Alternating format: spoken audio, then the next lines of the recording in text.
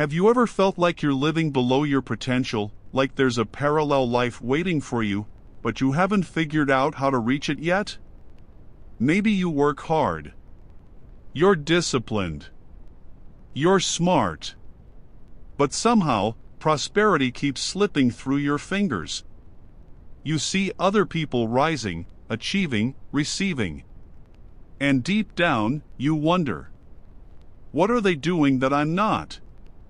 Here's a hard truth: they're not doing more, they're tuned into a different frequency. And this video is going to show you exactly how to access that frequency in a real, practical way that doesn't depend on luck or hype. What you're about to learn isn't just spiritual theory, it's a tested identity-shifting process that can take you from financial stagnation to the most transformative quantum leap of your life. But be warned, this video isn't for people chasing shortcuts. It's for those ready to look in the mirror and say, I'm done repeating the same version of me every day. Only people with a growth mindset stick around until the end. They know that repeating the old doesn't create anything new. And more than that, those who subscribe to this channel and stay until the end stand out, because they gain the full codes to build a new reality with their own hands without depending on the system, gurus, or the next trend. So if you feel even deep down that you're ready for this, hit subscribe now, and prove to yourself that you won't ignore the signs anymore. Because this isn't just a video. It's a portal. And if you cross this threshold with intention, your reality will never be the same. Chapter 1: You're stuck in the wrong timeline. Every day, millions of people wake up and unknowingly step into a timeline that no longer serves them. They slide out of bed, pick up their phones, scroll through a flood of lives they're not living, and feel just a bit more disconnected from the version of themselves they thought they'd become. You might know the feeling. You're not failing. You're not even necessarily struggling. But you're not free. And more than that, you're not fulfilled. It feels like you're running on a treadmill set just slow enough to exhaust you without actually getting anywhere. And you're not alone. Because what most people don't realize is that they're stuck inside a vibrational loop, a frequency dictated not by intention, but by identity, by habit, by emotional memory. Your life isn't resisting change because of your goals. It's mirroring your patterns. You don't attract what you desire. You attract what you broadcast. That broadcast, your dominant thoughts, emotions, and beliefs, is the code that determines your reality. And when that code is aligned with old stories, fears, or limitations, your life responds accordingly. This is where quantum jumping offers a different perspective. It doesn't ask, what do you want? It asks, who are you being? Because timelines aren't places. They're patterns. They're behavioral scripts. Emotional loops. Identity projections. And when you continue to play the same character with the same story and the same reactions, the timeline you're on doesn't change. But here's what's powerful: every day, every breath, every thought is an opportunity to exit the old code and step into something entirely new. The version of you who commands respect, feels peaceful with money, wakes up with clarity and moves with confidence already exists. You're not inventing them. You're remembering them. You're giving that version permission to lead. Quantum jumping is not about faking anything. It's not about hoping the universe drops a miracle into your lap. It's about becoming the kind of person who lives inside the reality you used to beg for. You don't leap by doing more. You leap by doing differently. And more than anything, by becoming someone new in the moments where your body wants to default to the old. The decision to shift timelines doesn't begin when the external world applauds. It begins when you say, enough, and mean it. Chapter 2: The Inner Saboteur That Sounds Like Logic. You've felt it. That quiet, convincing voice in your head that says, maybe later, or you're not quite ready, or "this is too much risk." It rarely raises its voice. It doesn't panic. It sounds calm, rational, responsible.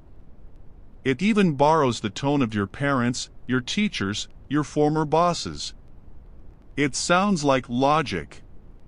But it's not. It's fear wearing a suit and tie. This voice is the inner saboteur. And it's not random. It was installed over years of exposure to doubt, criticism, shame, and failure. It was reinforced every time you got punished for standing out, criticized for trying, or shamed for wanting more. Now, it pretends to protect you. It creates a sense of safety by keeping you inside the known, even if the known is uncomfortable, toxic, or stagnant. The worst part? It's so familiar, you barely notice it. It appears when you go to raise your prices. When you open the laptop to start that side business. When you reach out to a contact who could change your life. The voice chimes in. You don't want to look desperate. You're not experienced enough. What if this ruins everything? And so you pull back. You shrink. You do nothing. Not because you're lazy or unmotivated, but because you've been trained to believe that comfort is safer than growth. But here's the secret: that voice only holds power when you listen without questioning. The moment you interrupt it, pause and ask, whose voice is this, really? You weaken its grip. You create space. You return to your own authority. Your future self, the one who's already living on that higher timeline, doesn't ask for permission. They don't negotiate their worth. They don't delay out of fear. They act from clarity, not comfort. And every time you override the saboteur and choose differently, even in the smallest way, you rewrite your identity. That's what jumping timelines actually looks like. Not a big cosmic event, but a quiet, repeated choice to stop believing the lie that safety lives in smallness. Chapter 3: Your wealthiest self is already living. There's a version of you that already exists. Not in fantasy, not in theory, but in a parallel possibility. They wake up calm and rested. They look at their bank balance and feel secure, not scared. Their phone buzzes with aligned opportunities. They speak and others listen. They move and money follows. And that version of you doesn't hustle harder. They don't sacrifice more. They operate differently, from a baseline of clarity, trust, and coherence. This is the version of you who no longer begs life for success. They expect it. Not from ego, but from alignment. Quantum physics tells us that all possible realities already exist simultaneously in the field. Every choice you make either reinforces your current timeline or shifts you to a new one. So how do you access that wealthier version of yourself?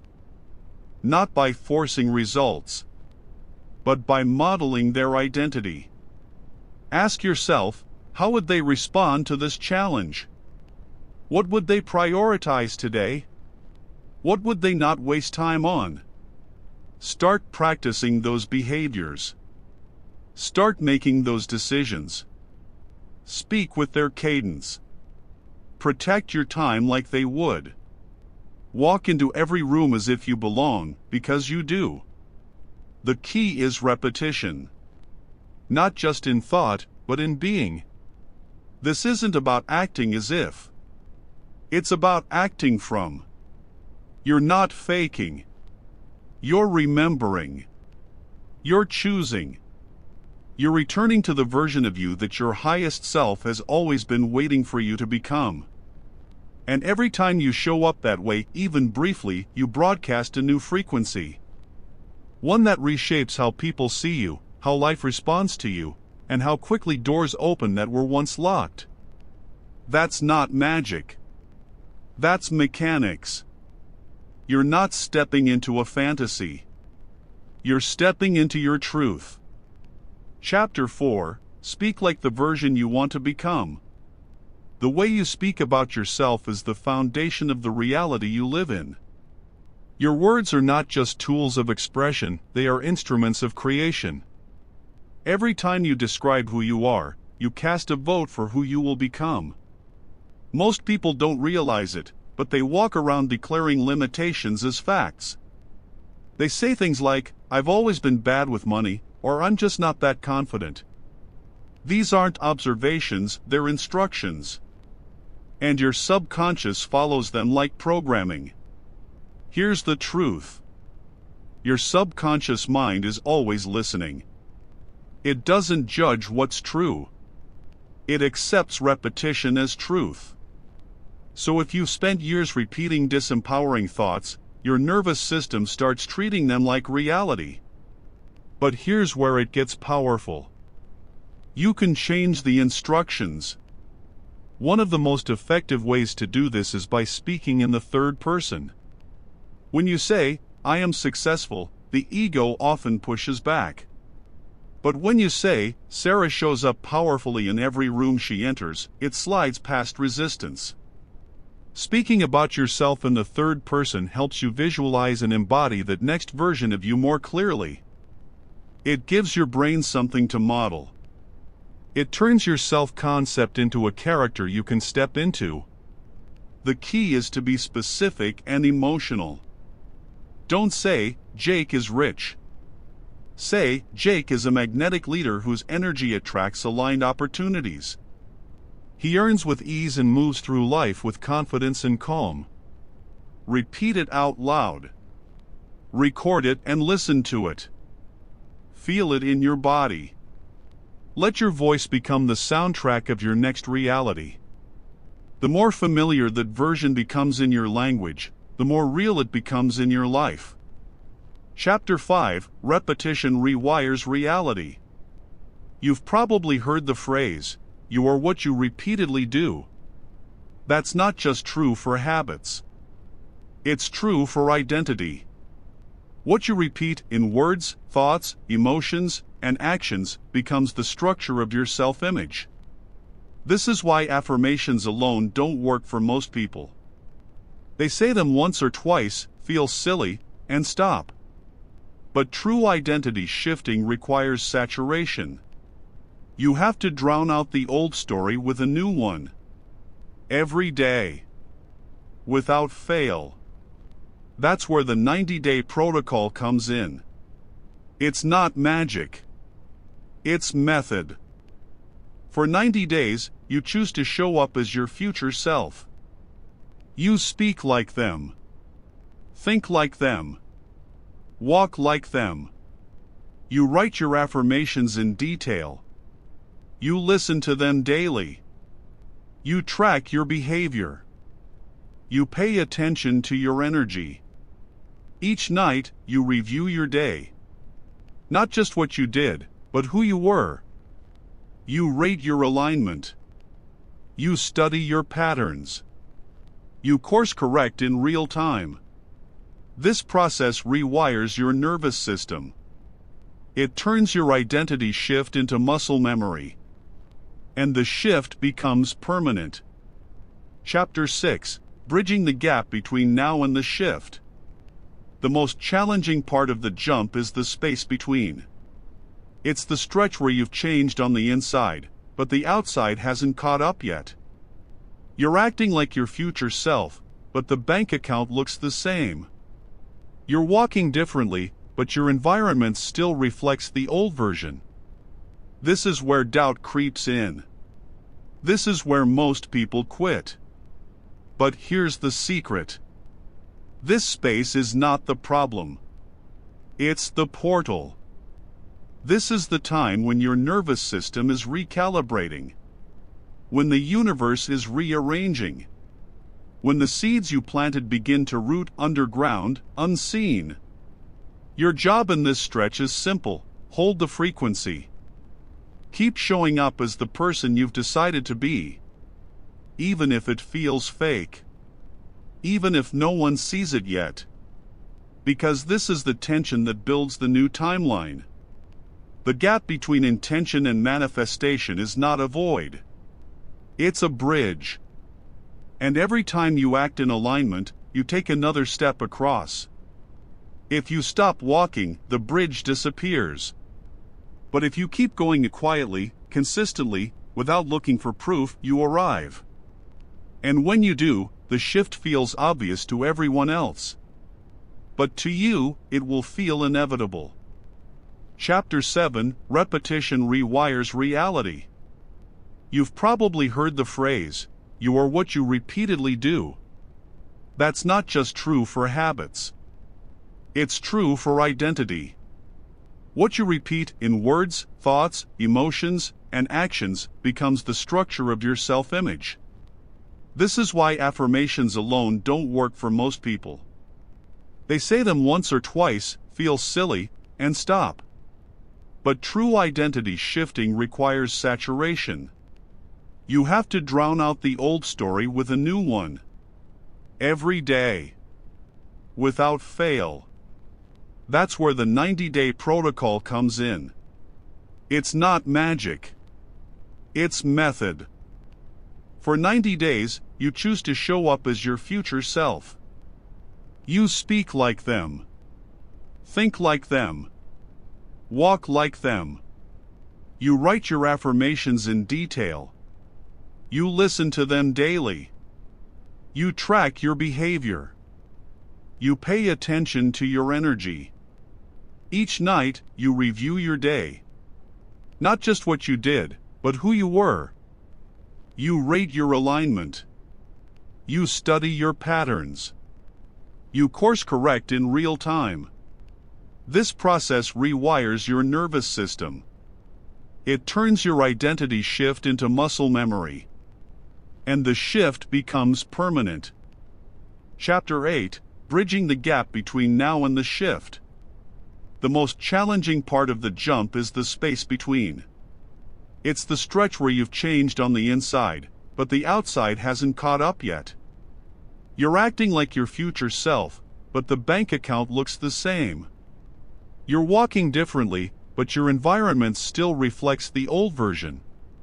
This is where doubt creeps in. This is where most people quit. But here's the secret. This space is not the problem. It's the portal. This is the time when your nervous system is recalibrating. When the universe is rearranging. When the seeds you planted begin to root underground, unseen. Your job in this stretch is simple: hold the frequency. Keep showing up as the person you've decided to be. Even if it feels fake. Even if no one sees it yet. Because this is the tension that builds the new timeline. The gap between intention and manifestation is not a void. It's a bridge. And every time you act in alignment, you take another step across. If you stop walking, the bridge disappears. But if you keep going quietly, consistently, without looking for proof, you arrive. And when you do, the shift feels obvious to everyone else.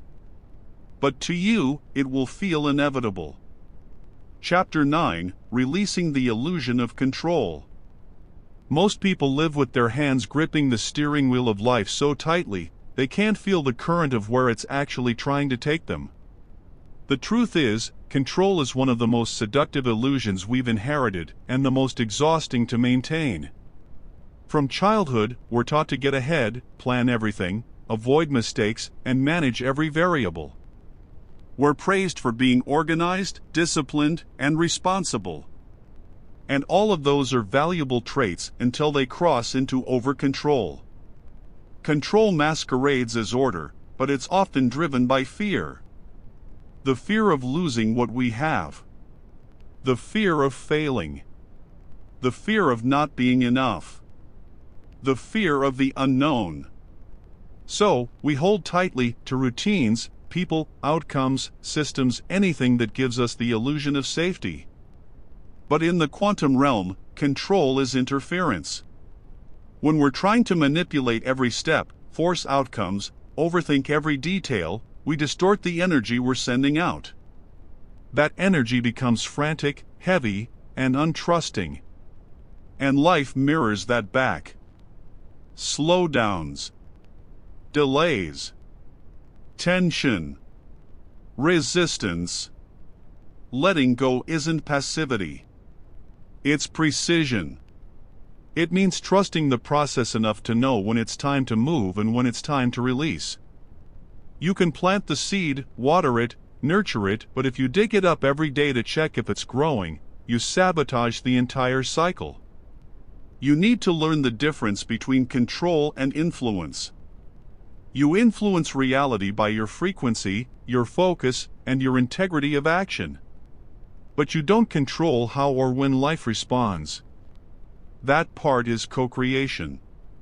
So how do you begin letting go? You pause before reacting. You breathe before responding. You ask yourself, am I leading from clarity or fear? You start trusting your decisions instead of triple-checking them. You stop treating uncertainty as danger and start seeing it as possibility. You allow life to surprise you, not because you're careless, but because you're confident. The most magnetic people in the world have one thing in common: they aren't trying too hard. They show up, they radiate calm, they make clear decisions, and they allow. They don't rush energy. They know alignment doesn't come from control. It comes from coherence. Let go of the grip, so life can flow in. Chapter 10, Visualize with your senses, not just your mind. Visualization is not about escaping reality. It's about architecting it from the inside out. Your brain doesn't know the difference between what's vividly imagined and what's physically experienced. That's why top athletes, speakers, and entrepreneurs use visualization to program confidence before the event ever happens. They're not dreaming. They're rehearsing. But most people do it wrong. They visualize like tourists, floating through scenes with vague intention. They don't drop into the texture of the experience. And as a result, nothing sticks. To visualize like a creator, not a dreamer, you need depth. You need feeling. You need embodiment. Close your eyes. Picture your future self in a specific scene, not a vague moment, but a real one. Walking out of a meeting where you just signed a major deal. Getting off a plane in a city you've always dreamed of living in. Standing on stage, receiving applause. Now bring in your senses. What do you hear in that room? What is the texture of your shirt? Is the air cool or warm? Can you smell fresh ink on the contract?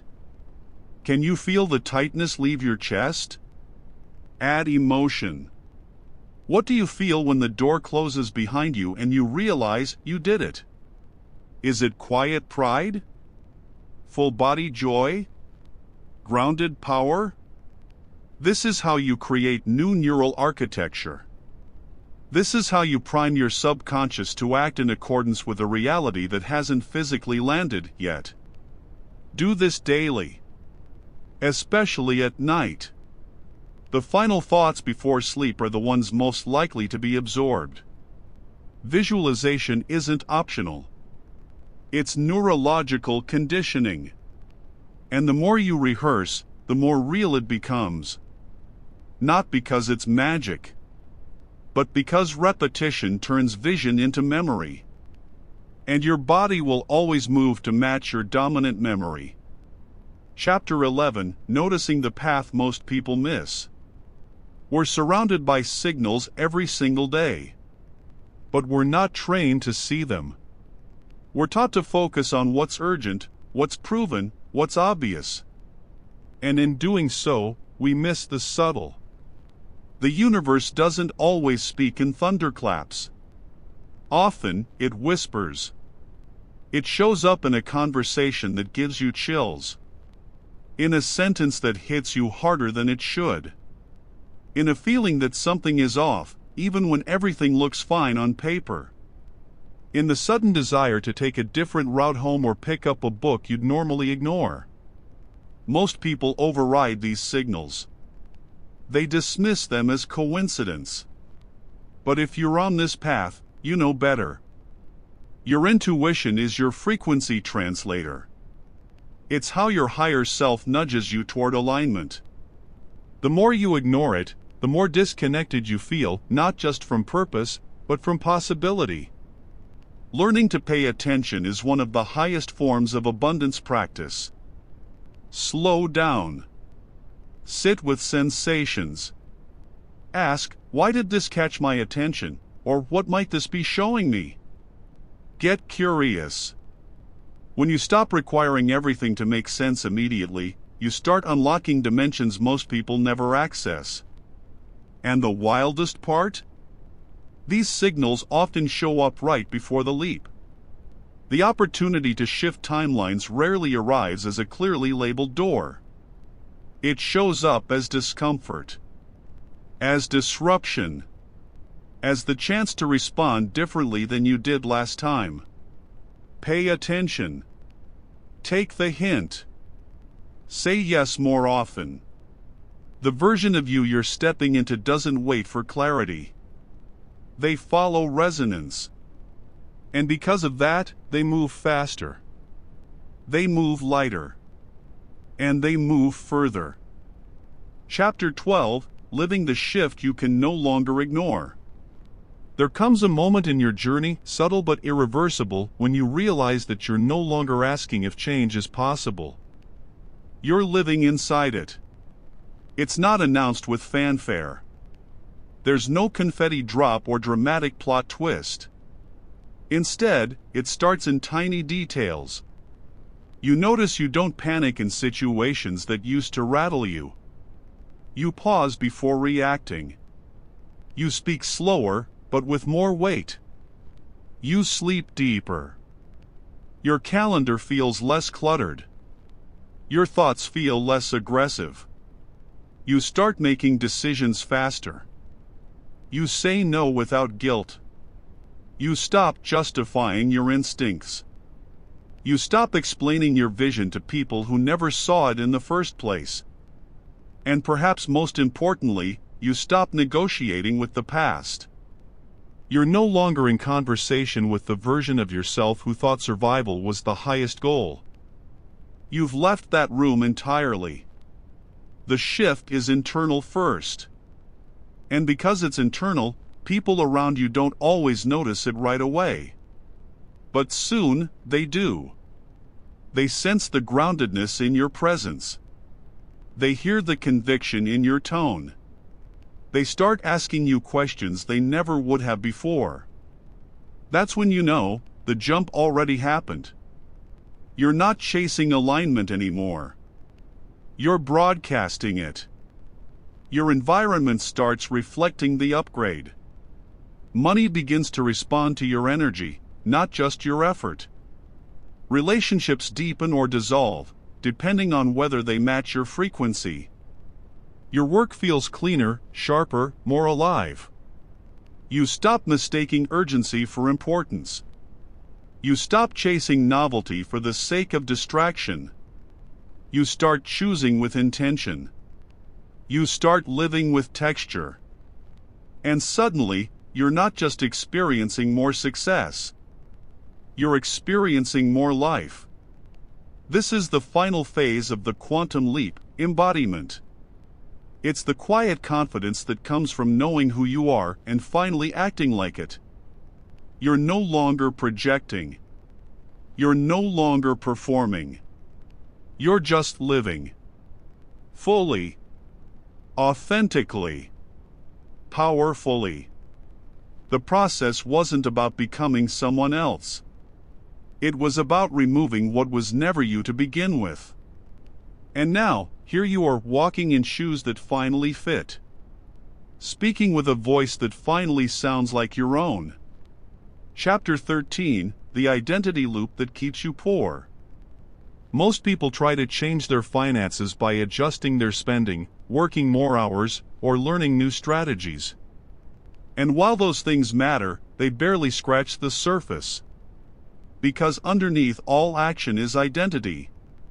And most people are stuck in an identity loop that keeps them broke emotionally, mentally, and energetically. The loop starts with a belief: I'm not someone who can create wealth. That belief informs behavior: undercharging, procrastinating, tolerating poor financial habits. That behavior reinforces the original belief. And the loop tightens. What most don't realize is that the brain seeks consistency over success. It would rather stay loyal to a limiting belief than risk the discomfort of transformation. That's why you can read 20 books and still fall back into fear. That's why you can make more money and still sabotage it. The breakthrough comes not from more knowledge, but from changing your self-perception. What would it look like to see yourself as someone who multiplies wealth effortlessly? Who receives with confidence? Who takes risks with grounded discernment? What would it feel like to normalize overflow? This is not about pretending. It's about interrupting the loop. Repeating a new signal until your nervous system adapts. Until your environment responds. The shift doesn't happen when others see you differently. It happens when you do. Chapter 14: The Quiet Power of Environment. You can have the best mindset, the best mentors, the best information, but if your environment is out of alignment, your progress will always feel uphill. Environment isn't just about where you live or who you talk to. It's about the energetic ecosystem that surrounds your goals. Are you surrounded by people who expand you or drain you? Do your habits support your identity or sabotage it? Is your home set up for focus or filled with distractions? Does your workspace evoke clarity or clutter? Quantum shifts require environmental shifts. You don't need to move across the country. Sometimes it starts with clearing a drawer, deleting a toxic contact, moving your desk to face natural light, playing a different soundtrack when you work, setting boundaries around when you're accessible. The physical shapes the energetic. The energetic shapes the emotional. The emotional shapes behavior. And behavior, repeated, creates identity. You don't rise above your environment. You rise within it. Choose it wisely. Conclusion. You've reached the end of this journey, but in many ways, it's just the beginning. You started with a whisper, the subtle sense that something more was possible. You followed that sense through resistance, reflection, repetition, and release. And now you stand in front of a new timeline, not hoping for permission, but declaring your presence. What you've done here isn't easy. Most people never finish the work. They get distracted. They get discouraged. They decide that staying small is easier than growing into their truth. But not you. You saw the cycle. You broke the trance. You created new instructions for your subconscious, and you showed up in your behavior to match. You learned how to speak to yourself with reverence. You trained your nervous system to feel safe in abundance. You stopped reacting like the old you and started responding like the one who already arrived. This was never about chasing wealth, relationships, or results. It was about remembering that you are the source and watching how everything else aligns accordingly. So what comes next? So here you are. At the end of this guide, but at the beginning of something much greater. You've traveled through a roadmap few are willing to walk. You didn't just gather ideas, you allowed new truths to enter your system. Let this not be just something you consumed. Let it be something you live. Read it again. Highlight what hit you. Speak the affirmations aloud. Practice the visualizations. Revisit the parts that stirred something real. And then act. Even if your voice shakes. Even if your environment hasn't caught up yet. Even if no one else claps. Because your higher self isn't interested in applause. It's interested in alignment. Remember, the leap already happened the moment you decided to stop living on repeat. What you do from here doesn't just affect your bank account or your calendar. It shifts timelines. For you. For those watching you. For those silently hoping it's possible. Be the proof.